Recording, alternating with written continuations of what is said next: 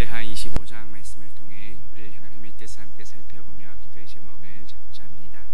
역대하 25장은 남유다 제9대 왕인 아마샤의 통치에 대해 다루고 있습니다. 전반부인 1절부터 13절까지는 아마샤의 즉위와 또 에돔 정벌에 대해 다룹니다. 후반부인 14절부터 마지막 28절까지는 아마샤의 우상 숭배와 또 북이스라엘과의 전쟁에서 패배한 내용이 나옵니다. 아마샤는 BC 796년에 즉위하여 767년까지 29년간 통치했습니다. 본문 1절 보시면 아마샤가 왕위에 오를 때에 나이가 25세라 예루살렘에서 29년 동안 다스리니라. 그의 어머니의 이름은 여호앗단이요 예루살렘 사람이더라고 말씀합니다. 이 아마샤는 여호와의 능력, 여호와께서 강하게 하신다라는 뜻입니다. 남유다 제8대 왕이었던 그 아버지 요아스와 마찬가지로 통치 초기에는 여호와를 잘 섬겼습니다. 그런데 통치 후기로 가면서 여호와를 버리게 되고 비참한 종말을 맞이합니다. 아마샤의 어머니는 여호앗단인데 이것은 여호와께서 기뻐하신다라는 뜻입니다. 예루살렘 출신이었고 과거 제사장 여호야다가 요아스의 아내로 정해준 그 2명의 여인 가운데 한 명입니다.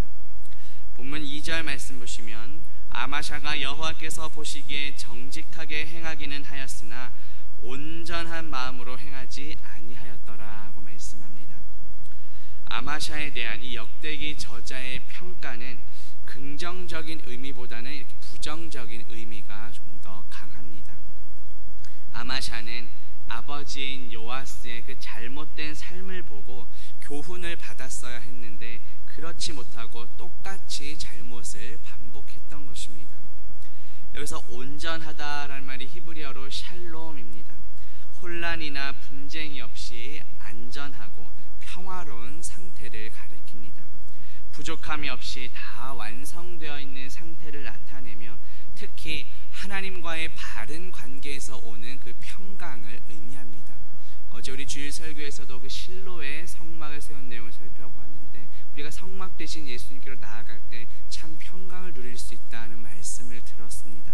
그런데 이 아마샤는 그렇게 온전하지 못하였다. 생애 전반기 때는 정직하게 행했지만 후반기 때는 하나님과의 그 진실한 관계 속에 살지 못했다는 말씀입니다. 본문 3절과 4절 보시면 그의 나라가 굳게 섬에 그의 부왕을 죽인 신하들을 죽였으나 그들의 자녀들은 죽이지 아니하였으니 이는 모세의 율법책에 기록된 대로 함이라. 곧 여호와께서 명령하여 이르시기를 자녀로 말미암아 아버지를 죽이지 말 것이요 아버지로 말미암아 자녀를 죽이지 말 것이라. 오직 각 사람은 자기의 죄로 말미암아 죽을 것이니라 하셨더라. 이렇게 말씀합니다. 아마샤가 자신의 아버지인 요아스를 암살했던 그 신하들을 지금 처벌한 내용이 나옵니다. 아람 군대의 침공과 이 아버지 요아스의 암살 등으로 인해서 남유다의 정치적으로 큰 위기에 닥쳤습니다. 하지만 속히 안정을 되찾고 강성해졌습니다. 그 이유는 아마샤의 정치적인 능력이 뛰어나서가 아니라 하나님의 은혜 덕분입니다. 요아스의 범죄로 인해 하나님께서는 그를 심판하셨습니다. 하지만 다윗과의 언약을 기억하셔서 이 유다 왕국을 이방인의 손에 완전히 내어주지는 않으시고 곧바로 강성함을 되찾게 하셨습니다. 그렇다면 하나님께서 다윗과 맺으셨던 그 언약은 무엇입니까? 사무엘하 7장 16절에 보면 내 집과 내 나라가 내 앞에서 영원히 보존되고 내 왕위가 영원히 견고하리라고 말씀합니다.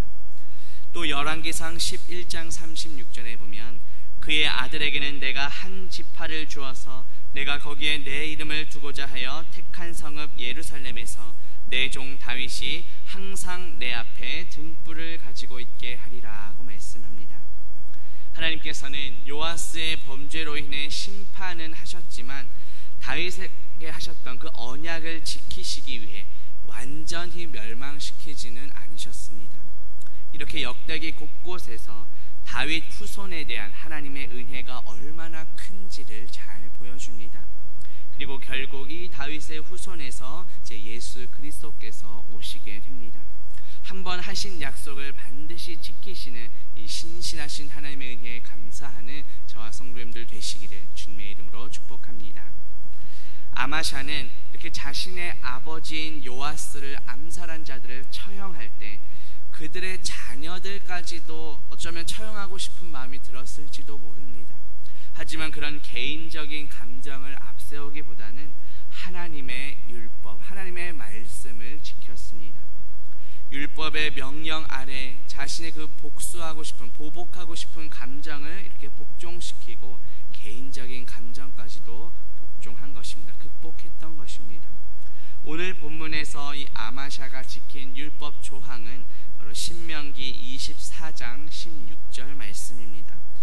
신명기 24장 16절에 보면 아버지는 그 자식들로 말미암아 죽임을 당하지 않을 것이요 자식들은 그 아버지로 말미암아 죽임을 당하지 않을 것이니 각 사람은 자기 죄로 말미암아 죽임을 당할 것이니라고 말씀합니다.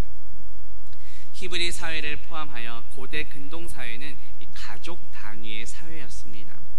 이방 세계에서는 대부분 국가적인 차원의 범죄자일 경우에 그 개인, 범죄자 개인뿐만 아니라 범죄자의 모든 가족까지도 몰살시키는 것을 당연하게 여기던 사회였습니다. 그런데 하나님께서는 어떻게 말씀하십니까? 개인의 책임을 강조하는 차원에서 그 부모의 죄로 인해 자녀까지 죽을 수 없다, 또 자녀들의 죄로 인해 부모까지 죽을 수 없다는 이 율법을 이스라엘에게 주셨습니다. 그런데 이러한 율법이 이스라엘 사회에서 항상 지켜졌던 것은 아니었습니다. 에스겔서 18장 2절에 보면 너희가 이스라엘 땅에 관한 속담에 이르기를 아버지가 신포도를 먹었으므로 그의 아들의 이가 시다고 함은 어찌 됨이냐라고 말씀합니다. 아버지가 신포도를 먹었으므로 그의 아들의 이가 시다, 이러한 속담이 이스라엘 내 후대까지도 계속되었다는 것입니다. 이처럼 이스라엘 사회에서는 개인적인 죄에 대한 책임을 그 자녀들, 가족에게까지 전가시키는 이런 잘못된 관례가 존재했습니다. 하나님께서는 그런 잘못된 관례와 속담이 계속 이어지자 범죄하는 그 영혼만 죽을 것이라고 단호하게 말씀하십니다. 에스겔서 18장 4절에 보면 범죄하는 그 영혼은 죽으리라고 말씀합니다.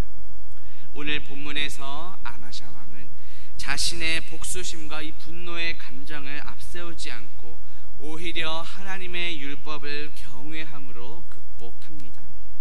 이것은 아마샤가 통치 초기에는 하나님을 경외하는 삶을 살았음을 보여줍니다. 범죄한 그 영혼이 죽는 것과 마찬가지로 어떤 의로움, 의를 행한 사람의 경우에도 결코 그 의로움이 자신의 가족에게 전가될 수 없다고 성경은 말씀합니다. 죄가 가족에게 전가되지 않듯이 의 역시 가족에게 전가되지 않는다고 말씀합니다. 에스겔 14장 14절에 보면 비록 노아, 다니엘, 욥 이 세 사람이 거기에 있을지라도 그들은 자기의 공의로 자기의 생명만 건지리라.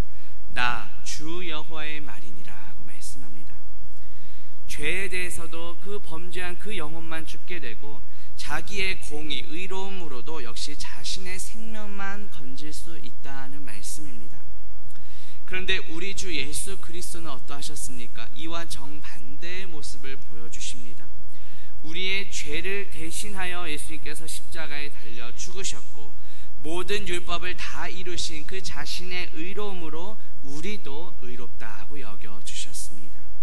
우리 죄를 대신하여 죽으시고 또 우리를 의롭다 여겨주신 그 주님의 은혜에 감사하는 저와 성도님들 되시기를 주님의 이름으로 축복합니다. 기도합니다. 하나님 아버지, 오늘 말씀을 통해 하나님께서는 한 번 하신 약속을 반드시 지키시는 신실하신 분이심을 보게 하시니 감사합니다. 우리의 죄를 대신하여 죽으시고 모든 율법을 다 이루신 그 의로움으로 우리도 의롭다 여겨주신 그 주님의 은혜에 감사하며 살아가는 우리 모두가 되게 하옵소서. 예수 그리스도의 이름으로 기도합니다.